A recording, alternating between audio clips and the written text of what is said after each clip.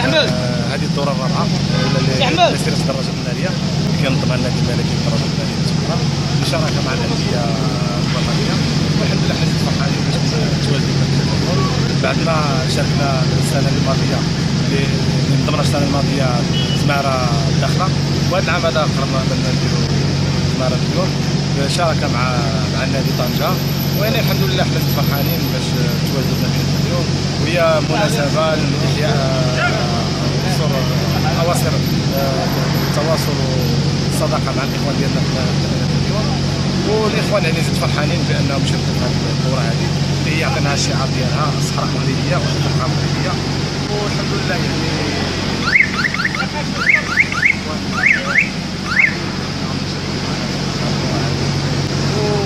الساكنه يعني رحبوا بنا وتعاونوا معنا، ولا بزنس المغربيه ولا بزنس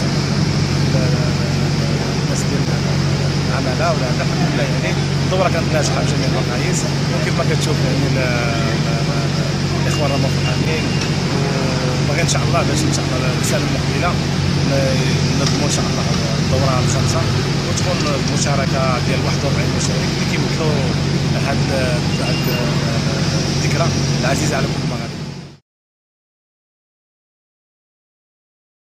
نشكروا هذه الصفات الطيبه ديال هبه بريس. حنا مجموعه ديال الدراجين من مدينه طنجه كنمثلوا النادي ديال هيركوليس للدراجات الناريه بشراكه مع النادي ديال تماره للدراجات الناريه، كذلك شراكه مع السي احمد الشعيري اللي هو بريزيدون ديال كلوب وسط بوغاز جمعيه وسط بوغاز.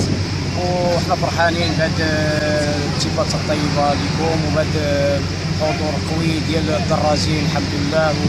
وكانت الدوره ناجحه 100% بالنسبه للاخوان ديال تماره، كانت الدوره الرابعه بالنسبه لنا حنايا كانت الدوره الاولى.